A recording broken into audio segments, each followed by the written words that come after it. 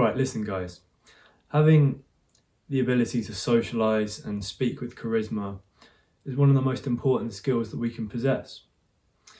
If you look at all the great leaders, the great people of influence, one thing that I can guarantee they had in common, one thing that made them adored by people, was their ability to communicate effectively.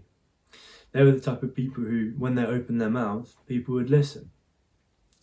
And this skill set is something we can spend a lifetime building up, but fortunately for us, it's also one of the most enjoyable experiences if we push ourselves in the right way, if we push ourselves into discomfort.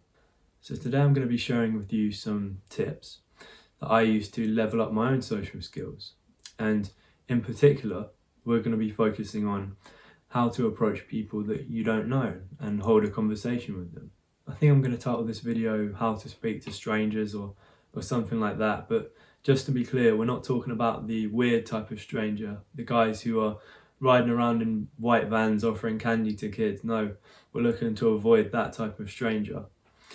But why I think this is important is, in the age of social media and the information overload, we're becoming so much more socially disconnected.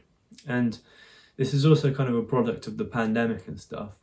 People are just leaving their house less, and we've kind of forgotten how to properly socialise. Like some things that might have come obvious a few years ago, like maintaining eye contact, having open body language, it's not coming as naturally to us anymore. So I think it's always important to push yourself out your comfort zone, and if that's through social means, then what's the worst thing that's going to happen? You're going to make some friends. So I'm going to give you a case study, a real life example from my past on a really successful day of speaking to strangers, really pushing myself out my comfort zone. But we're going to need to go back to the beginning now. We're going to need a little bit of context on who I was before I really started my self-improvement journey. So I was always very awkward in school. I couldn't really hold a conversation, and I cared so deeply about what other people are thinking of me. And I know that's normal for teenagers, but every little conversation I had, I was really over-analysing. I would be physically blushing because I was so scared about what other people were thinking of me. And that's something that persisted for a couple of years. And it wasn't a very happy time in my life, but I realise now that I really could have pushed myself a bit more out my comfort zone and into those uncomfortable social situations, because that's where you're really going to grow. But during the very first lockdown, the one that commenced in March, I really went through a transformative process. This is when I really started working on my mental health, my physical health. So not only was I lifting weights and stuff, I was also thinking about what I can do to improve my confidence, and your social life is obviously going to be a big factor in that. So what I did with this time, I really visualized what I wanted from myself socially. I imagined being able to hold a conversation with people who I was putting on a pedestal, who I wanted to impress, and that's a whole different discussion to be had. You shouldn't really be doing that in the first place. But I visualized myself talking to the people I wanted to be friends with. And I looked up different ways of leveling up your social skills online. And one of the biggest pieces of advice that I found was just strike up small talk, small conversations with as many people as you can throughout your day. So I thought, okay, that's what I'm going to do. And on the very first day that lockdown was over, I went out of the house early to get my hair cut, and I thought, okay, today I'm determined to speak to as many different people as I can. I was really going to push myself, and that came a bit quicker than I thought it would, because I arrived at the bus stop, and to put it nicely, there was a literal crackhead, this old man, waiting at the bus stop, and he immediately just started rambling on at me. The guy was literally frothing at the mouth, for fuck's sake. But I thought, this is like a prime opportunity for me. And we ended up having a pretty good discussion in between all the spit coming out his mouth. I was able to kind of get to the bottom of his story a bit. And I have real empathy for this guy. He kind of told me a little bit about his life, and this is kind of another key principle. You have to be genuinely interested in people. You have to listen to them, hear them out, hear their stories, because honestly, it's one of life's greatest wonders. Just finding out about people, being interested in people.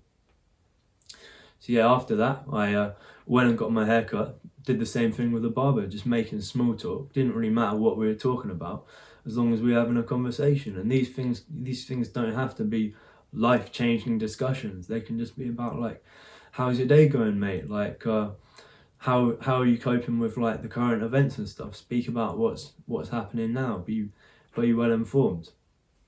And then I went out with my friends later, and I kept it up just with people we were out with. I was going up to them being like, oh bro, I rate your style and stuff, or like being complimentary of what they were wearing. Just small things like that, just looking for those ways in. So let's kind of recap what we learned from that story. Lesson 1 was obviously speak to as many different people throughout your day as you can. And this can be just the lady working in the supermarket, or the guy you admire in the gym, the guy who's always like lifting the heaviest weights. Just strike up small conversations with them. And this is where you do have to kind of push yourself into the discomfort. This is probably the hardest part. And what advice I can really give you is try not to think about it too much. The more you're thinking about it, the more you're working yourself up into a state of panic, and you're less likely to follow through with whatever your intention was. So less think, more do. That's number 1 rule, and that's the hardest step. So if you can overcome that, then well done to you. So I've given you some general direction here, but the important thing is going to be keeping this conversation going. And what I'd recommend is asking lots of open-ended questions. Don't be afraid to stand there and not talk about yourself all the time, because this is what I mean. This is actually a principle from quite a well-known self-help book called How to Win Friends and Influence People by Dale Carnegie. He's one of the forefathers of self-improvement. He's someone that a lot of people find inspiring in this space.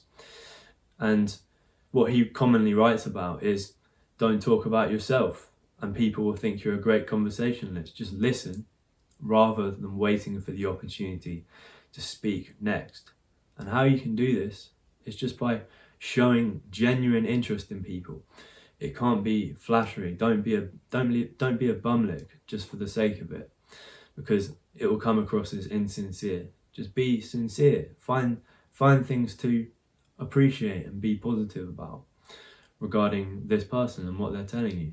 Kind of listen intently and consider what they're saying, and then keep asking questions. And generally this is going to work wonders. Obviously you'll have the rare exception, but most people are going to be quite receptive to this. They're going to like being shown that attention, because everyone loves to be made to feel important.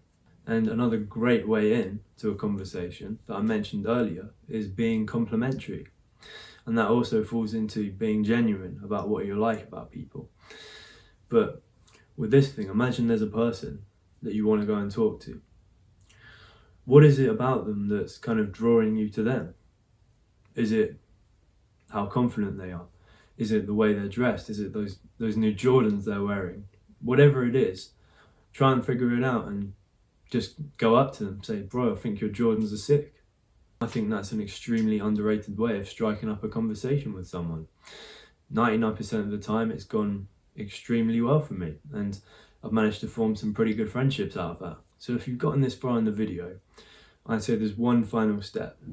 And say you've gotten straight to work and employed some of the tips I've given you in this video. You've struck up a great conversation with a stranger, and it's going really well. You think that this person could be a potential friend to you.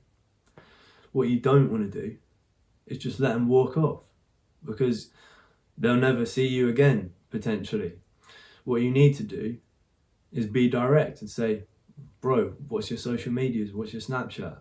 You need to get the socials and maintain that contact, because I mean, at the end of the day, it's leveling up your social skills. So it's all like a positive experience. But the fun part of it is making friends. So I'd say if you wanna really take it that step further, get the contact details, and then ask to meet up another time. Don't be afraid of rejection, because your success rates are going to be so high by using these tips that the 1% of rejection won't even bother you. And I'm speaking from my own experience here. If you want to see more videos from a smaller YouTuber who's helping you every step of the way on your self-improvement journey, please don't hesitate to like and subscribe. I'll see you in the next one.